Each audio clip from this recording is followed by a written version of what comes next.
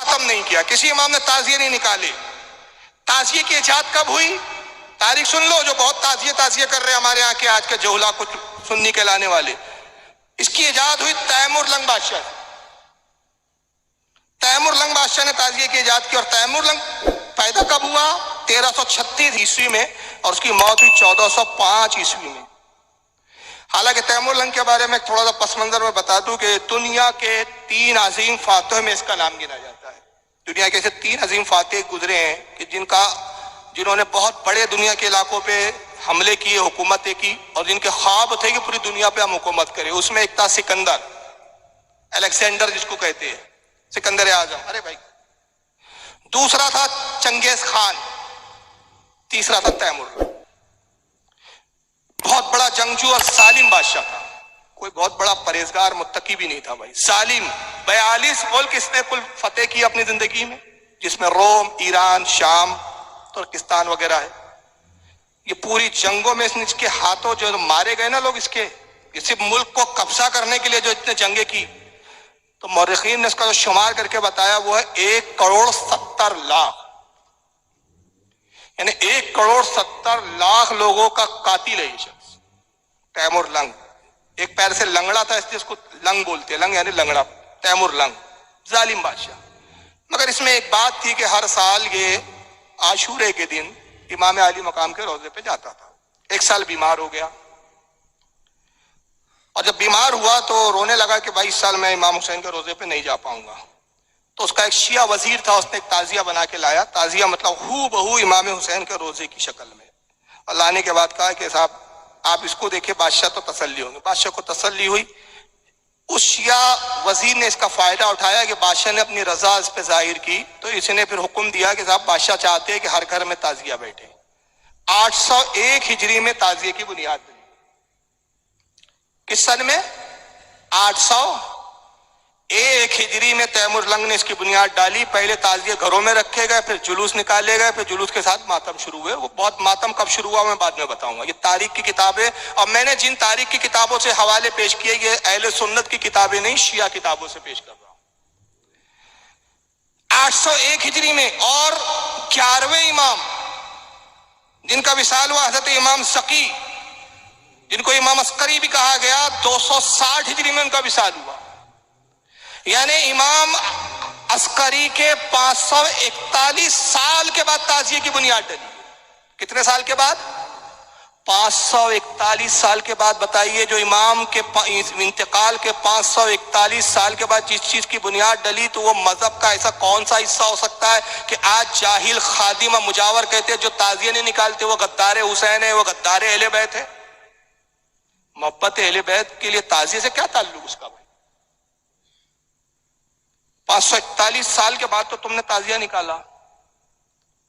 اور امام حسین کی شہادت سے اگر گنے آپ تو امام حسین کی 61 ہجری میں شہادت ہوئی، اور 801 ہجری میں تعزیہ، پہلا تعزیہ بنایا جاتا ہے، تو کل ہوتا ہے 740 سال کے بعد تعزیے کا وجود ہوتا ہے۔ کتنے سال کے بعد؟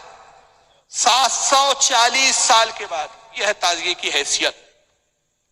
لیکن اس کے باوجود بھی ہم اعلیٰ حضرت کے پابند ہیں، ان کے مسلک کے، تو ہمارے یہاں تعزیے کو لے کر بھی ایک اعتدال ہے۔ میں واضح کر دوں، یہ بات ریکارڈ ہو رہی ہے۔ اعلیٰ حضرت نے ایک رسالہ لکھا جس کا نام ہے رسالہ تعزیہ داری، اور اس میں اعلیٰ حضرت نے فرمایا کہ ہمارے نزدیک اتنی حد تک تعزیہ جائز ہے، اتنی حد تک۔ اور ایک اور کتاب لکھی اعلیٰ حضرت نے جس کا نام ہے بدر الانوار فی آداب الآثار، یہ ہندی میں بھی میں نے ترجمہ کی تھی ایک زمانے میں۔ بدر الانوار فی آداب الآثار میں بھی اعلیٰ حضرت بیان فرماتے ہیں کہ ہمارے نزدیک اتنی حد تک تعزیہ جائز ہے کہ ہو بہو امام حسین کے روزے کی طرح ہو، جیسے امام حسین کا روزہ، اور اس کو گھر میں محفوظ جگہ رکھیں، ایسے ہی جیسے کہ ٹکڑے رکھے جاتے ہیں، کعبہ کا ٹکڑا، کعبے کی تصویر، مدینے کی تصویر، بزرگان دین کے گنبدوں کی تصویر، تو اسی حد میں، اسی حیثیت سے وہ جائز ہے کہ اس کو اس نیت سے رکھے کہ اس کو بھائی دیکھے تو امام حسین کی یاد آئے، امام حسین کا تذکرہ کرے، امام حسین کا تصور آئے، تو جائز ہے۔ مگر وہ تعزیہ جو اپنے انداز میں، اپنی سوچ سے من گھڑت بنائے جاتے ہیں، لمبے لمبے طرح کے تار کاٹنے پڑ رہے ہیں، سڑکوں پہ گھمایا جا رہا ہے، ماتم ساتھ میں ہو رہا ہے، اس کے ساتھ بھی ڈھول باجے، میلے بھر رہے ہیں، پپڑ بھجیے کی دکانیں چل رہی ہے، بے پردہ عورتیں، لپسٹک پاؤڈر لگا کے عورتیں سج دھج کے تعزیے کے ساتھ سیر سپاٹے چل رہے ہیں اور پھر تعزیے کے ساتھ جو بے حرمتی کر رہے ہو. تمہارے بقول تم تو کہتے کہ امام حسین کے روزے کی شبی ہے، تو جس کو حسین پاک کی شبی قرار دیا اس کے ساتھ تم حشر کیا کر رہے ہو؟ گندے نالے کے پانیوں میں پھینکتے ہو. میں بھی ویڈیو دکھاؤں گا، میں بغیر دلیل کے نہیں بول رہا ہوں. گندے نالے کے پانی میں پھینکتے ہو. تو یہ تعزیہ ہمارے نزدیک ہرگز جائز نہیں. اس کو ایک لفظ میں اگر میں کہوں تو مروجہ جو آج کا تعزیہ ہے وہ شریعت میں ناجائز و حرام ہے. ہم اس تعزیے کے قائل نہیں. اب رہ گیا ماتم اس کے گرد، تو ماتم کی بھی ایجاد کا بھی ذرا سن لیجئے. 452 ہجری میں ایک بادشاہ گزرا ہے، شیعہ بادشاہ تھا، موضوع الدولہ دیلمی یہ بادشاہ کا نام ہے. بغداد کا یہ بادشاہ تھا. 452 ہجری میں اس نے ماتم کی بنیاد ڈالی اور اس نے اعلان کیا کہ 10 عاشورے کو بازار بند رکھے جائیں. عاشورے کے دن سوائے ماتم کے غم حسین کے کوئی چیز کا اظہار نہ ہو. تو یہ تو پہلے بغداد میں شروع ہوا 452 ہجری میں، لیکن یہ بغداد سے پھر یہ چیز نکل کر مصر تک پہنچی اور 463 ہجری کے اندر معز الدین اللہ فاطمی ایک شیعہ بادشاہ گزرا، اس نے مصر میں اس کو مذہبی شعار بنا کے مذہب سے جوڑ دیا. یعنی ماتم بھی کب آیا؟ 463 ہجری میں.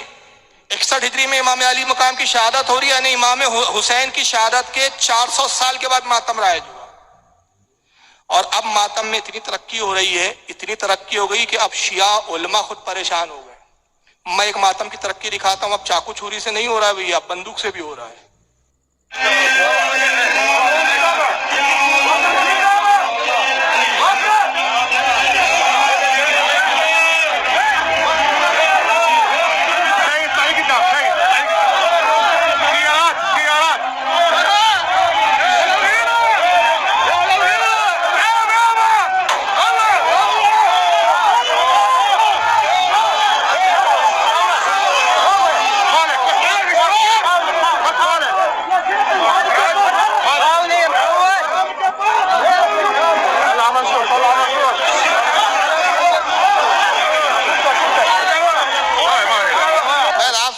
یار گولی چل گئی تو مرا کیوں نہیں؟ بھائی مرا اس لیے کہ پیٹ میں نہیں ڈالی گئی، وہ ایسا ترچھی ڈالی جاتی ہے گولی چیرتے ہوئے نکل جائے.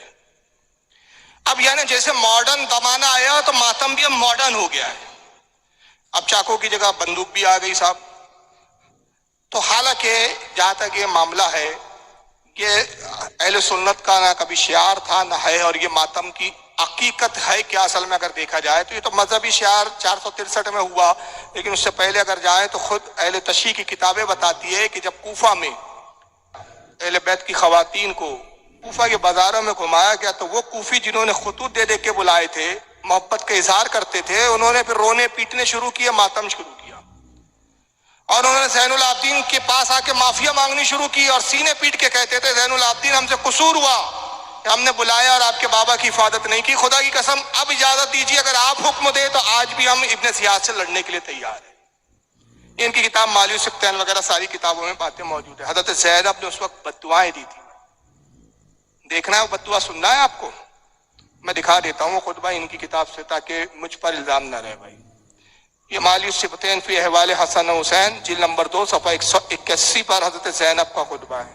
دیکھیں کیا بددعائیں تھی زینب نے.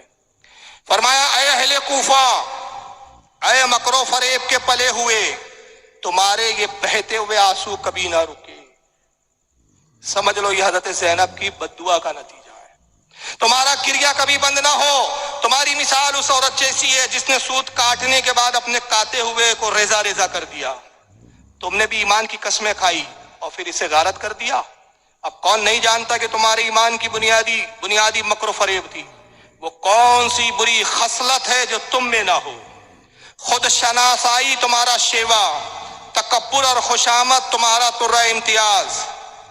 پھر آگے خطبہ بیان کرتے ہوئے کہتی ہے اللہ کا غضب نازل ہو، تم دائمی عذاب میں مبتلا ہو گئے. ہمیں ذبح بھی کیا، جملے سنیں، ہمیں ذبح بھی کیا، ذبح تم ہی نے کیا، اور اب تسوے بھی بہاتے ہو. با خدا تمہیں رونا چاہیے، تم سے زیادہ رونے کا اور کوئی سزاوار کون ہے؟ جتنا رو سکتے ہو رو، کم سے کم ہنسو. تم نے دائمی لعنت اور نہ مٹنے والی آر حاصل کی ہے. اب جس قدر بھی دھوؤں گے یہ آر اور لعنت اور زیادہ چمکیں گی. دنیا میں کوئی پانی ایسا نہیں، جملے سنے ماں حضرت زینب سیدہ زینب کے جملے، دنیا میں کوئی ایسا پانی نہیں جس سے اس داغ کو دھو سکو. تم نے حسین پاک اہل بیت کو قتل کر کے وہ گناہ عظیم کیا ہے کہ تمہیں قیامت تک رونا ہی چاہیے. تمہارا حق ہے کہ تم رو اور کم ہنسو، کیونکہ وہ داغ ہے جو کبھی دھلنے والا، وہ داغ کو دھونے کے لیے رو رہے ہیں اور ہمارے سنی متاثر ہو رہے ہیں. لیکن بہرحال اب بس یہ آخری میں دو چار شعر، بڑے بہترین شعر ہیں، میں نے بمبئی میں پڑھے، بڑے داد دیے گئے، وہی پڑھ کے بس اختتام ختم کروں گا یہیں پہ. وما علینا الا البلاغ ہوں گا اور صلاۃ والسلام پہ جلسہ اور حضرت کی دعاؤں پہ اختتام. کہ ہمارے جو سنی عالم نے ماتم کے خلاف جو شعر کہا تھا، کافر ہے وہ جو منکر حیات شہداء کا، ہم زندہ جاوید کا ماتم نہیں کرتے. تو اس پہ بڑے جو جواب دیے گئے، تو ایک جواب بڑا محسن کر کے ایک شاعر ہے شیعہ، وہ بڑے انہوں نے جواب دیا، تو ان کا یہ اشعار ماتم کرتے ہوئے پڑھے جا رہے ہیں، ماتم کرتے ہوئے. تو انہوں نے دیکھیے بڑا جواب دیا اور شیعہ حضرات بڑے پھولے نہیں سماتے، کہا دیکھو کیا بہترین جواب دیا بھائی ہمارے شاعر صاحب نے، حالانکہ اس میں کتنی خامیاں آپ دیکھتے چلے. کہتے اپنا کوئی مرتا ہے تو روتے ہو تڑپ کر، اپنا کوئی مرتا ہے تو روتے ہو تڑپ کر، پر صبت پیغمبر کا کبھی ماتم نہیں کرتے. بھائی اپنا مر جائے تو بہت ماتم کرتے ہو، روتے ہو، مگر نبی کے نواسے کا ماتم نہیں کرتے. تو میں کہنا چاہتا ہوں جناب یہ شعری بکواس ہے. اپنا مرتا ہے، جب مرتا ہے تب روتے. ایسے کئی لوگ بیٹھے ہوئے ہیں جن کے کوئی چچا والی چلے گئے تو ہوتا ہے کہ بھائی فاتحہ دے دیتے، اصالے ثواب کر دیتے، ان کا ذکر کر دیتے، تذکرہ ہو جاتا ہے، نام لے لیتے، لیکن ماتم تو نہیں کرتے. 1400 سال ہو گئے امام حسین کو، آج تک ہی ٹھوک رہے ہو تم. تو بھائی ہمیں کیا پرابلم ہے بھائی؟ تو یہ شعر غلط ہے. دوسرا کہتے گریا کیا یعقوب نے، ان کو بھی تو ٹوکو. گریا یعنی رونا، یعقوب بھی رو رہے تھے، کیوں؟ یوسف علیہ السلام ان کے بیٹے بچھڑ گئے، ان سے گریا کیا یعقوب نے، ان کو بھی تو ٹوکو. یوسف ابھی زندہ ہے، یوں غم نہیں کرتے. تو میں پوچھنا چاہتا ہوں یہ بھی شعر غلط کہ یعقوب اس وقت تک روتے رہے جب تک یوسف سے دور رہے، جب یوسف علیہ السلام مل گئے تو اس کے بعد بھی روتے تھے کیا وہ تاریخ کو؟ کہتے رہے آج وہ تاریخ آ گئی جس تاریخ کو یوسف بچھڑا تھا، آؤ سب آ جاؤ غم کرو. ارے بھائی یوسف تو مل گئے، بادشاہ مصر کے بن گئے. کہا نہیں وہ تاریخ تو آ گئی نا جب بچھڑے تھے. تو بھائی فطری بات ہوتی ہے کہ جب غم ہوتا ہے تبھی آدمی روتا ہے، مگر اس غم کو یاد کر کے بار بار نہیں روتا ہے، افسوس کرتا ہے. تو امام حسین کے واقعات پہ افسوس ہوتا ہے، آنسو نکلتے، ماتم نہیں ہوتا. تو یعقوب کا یہ جو شعر پیٹ کر رہے ہیں، یہ بیٹھ نہیں رہا ہے صاحب کہ یعقوب حضرت یوسف کے غم میں رو رہے تھے، انہیں بھی تو ٹوکو کہ یوسف زندہ ابھی ماتم نہیں کرتے. جناب یوسف مل گئے، انہوں نے ماتم تو کیا نہیں، اول تو غم چھوڑ دیا. پھر کہتے حمزہ بھی تو شہیدوں کے سردار ہے، لیکن حمزہ بھی شہیدوں کے سردار ہے لیکن کرتے نہ محمد ماتم. تو چلو ہم نہیں کرتے. حضرت حمزہ شہید ہوئے تو حضور نے ماتم کی، حالانکہ کسی روایت سے ثابت ہی نہیں کہ حضرت حمزہ کے انتقال پہ شہادت کے بعد ہر سال حضور نے جو ہے غم منایا ہو، رویا ہو، گریا کیا ہو. یہ ہے کہ جب حضرت حمزہ کی شہادت ہوئی اس وقت حضور رو رہے تھے، آنکھوں میں آنسو تھے. یہ کتابوں میں روایتوں میں موجود ہے، مگر کسی تاریخ کی کتاب میں نہیں ملتا کہ جب وہ تاریخ آتی تھی اوہد کی. یہ تو کتابوں میں موجود ہے کہ سرکار اوہد کے شہداء کی قبروں پر جا کے فاتحہ پڑھتے تھے، دعائیں مغفرت کرتے تھے، مگر یہ کسی تاریخ میں نہیں ہے کہ اوہد کے قبرستان جا کر میدان اوہد کے شہداء پہ جا کے وہ تاریخ کو حضور غم کرتے ہو، ماتم کرتے ہو. یہ تو ثابت ہی نہیں ہے، تو شعری بکواس ہے. ہمت ہے تو محشر میں بھی پیغمبر سے یہ کہنا، ہم زندہ جاوید کا ماتم نہیں کرتے. کہتے کہ ہمت ہو نا، بہت روکتے ہو ماتم سے اور غم سے، تو ہمت ہو تو محشر میں پیغمبر سے یہ کہنا ہم زندہ جاوید کا ماتم نہیں کرتے. بھائی ہمت تو تمہیں جٹانی پڑیں گی، ہمیں نہیں جٹانی پڑیں گی. جب آقا ہم سے پوچھیں گے تم کیوں نہیں کپڑے پھاڑ رہے تھے، سینے چاک کر رہے تھے، ہم کہیں گے آقا آپ ہی کا تو حکم تھا 3 دن سے زیادہ غم نہ مناؤ. جواب تم دینا کیوں پھاڑ رہے تھے. جب نبی کہیں گے کہ میرے شہزادوں نے کپڑے نہیں پھاڑے، میرے شہزادوں نے جو ہے سینے نہیں چاک کیے، 400 سال کے بعد ایک جاہل بادشاہ نے جو بدعت ایجاد کی، وہ بدعت کو تم نے کیوں پکڑا؟ تو محشر میں جواب تم دینا، ہم نہیں دیں گے. اور اس کے بعد کہتے کیوں آپ کا دل جلتا ہے. یہ بڑا مزیدار شعر ہے، سنیوں پہ ٹانٹ ہوا ہے. کیوں آپ کا دل جلتا ہے، کیوں جلتا ہے سینہ، ہم آپ کے سینے پہ تو ماتم نہیں کرتے. ہم نے کہا چینی معاف کرنا، خدا کی قسم ہمارا دل نہیں جلتا، مجھے بڑی خوشی ہوتی ہے، میں اپنی بات بتا رہا ہوں. اور میری یہ تقریر ابھی نیٹ پہ ڈالے تھے کسی نے، بڑے ویورز سنیوں نے تو واہ واہ واہ واہ کر کے اتنی دادے دی اور شیعوں نے اتنی گالیاں بکی. کہ میں گالیاں شمار نہیں کر سکا. میں نے کہا یار اتنی نیکیاں کہاں میں شمار کروں, فرشتوں پہ چھوڑ دیتا ہوں, وہ لکھتے رہے. کیا تھا وہ؟ مراد آباد میں جلسہ ہوا میرا, یہ 2 سال پہلے کی بات ہے. مراد آباد میں تقریر کر رہا تھا. مجھ سے پہلے ایک مفتی صاحب خطاب کر رہے تھے, وہاں کے بڑے مین مفتی تھے. انہوں نے ماتم کے رد میں تقریر کیا. کہا بھائی ماتم حرام ہے, ماتم جائز نہیں, رسول کی یہ حدیث, رسول کی وہ حدیث, حضور نے یہ فرمایا, حضور نے کہا وہ ہم میں سے نہیں جو سینے پھاڑے, وہ ہم میں سے نہیں جو گریبان چاک کرے, وہ ہم میں سے نہیں جو مرنے کے والے پہ 3 دن کے بعد ماتم کرے, غم منائے. یہ حدیث حدیث حدیث. اب اس کے بعد جب میں بیٹھا, میرا خطاب شروع ہوا تو میں نے خطبہ پڑھا. خطبے کے بعد میں نے یہیں سے شروع کیا. میں نے کہا ماشاءاللہ حضرت نے بڑی اچھی تقریر کی, مگر حضرت کی تقریر سے مجھے اختلاف ہے.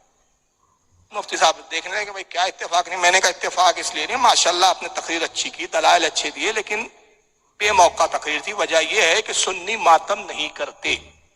سنی ماتم جو کرتے ہمیں ان سے لینا دینا نہیں, تو جو کرتے ہمیں انہیں روکنے کی ضرورت نہیں, بلکہ ہماری ذمہ داری ہے کہ ہم تعاون کریں. وہ چھوٹی چھوٹی چھری سے کرتے, ہم بڑی بڑی چھریاں لا کے دیں. ہم کہیں یہ لیجئے بھائی ہم سپلائی کرتے ہیں, آپ کو کیا مدد چاہیے, تلوار چاہیے, گپتی چاہیے, بھالا چاہیے, نیزا چاہیے, یہ لیجئے بھائی, کیا چھوٹی چھوٹی. اس لیے ہم ان کا تعاون کرنا چاہتے, ہم انہیں اس لیے نہیں روکتے کہ ہمارا عقیدہ یہ ہے کہ اللہ نے انتظام کر دیا کہ جس دل میں محبت ابو بکر و عمر نہ ہو وہ سینے اسی لائق ہیں کہ چیرے جائیں, کوٹے جائیں, پیٹے جائیں. ہم کیوں روکے بھائی؟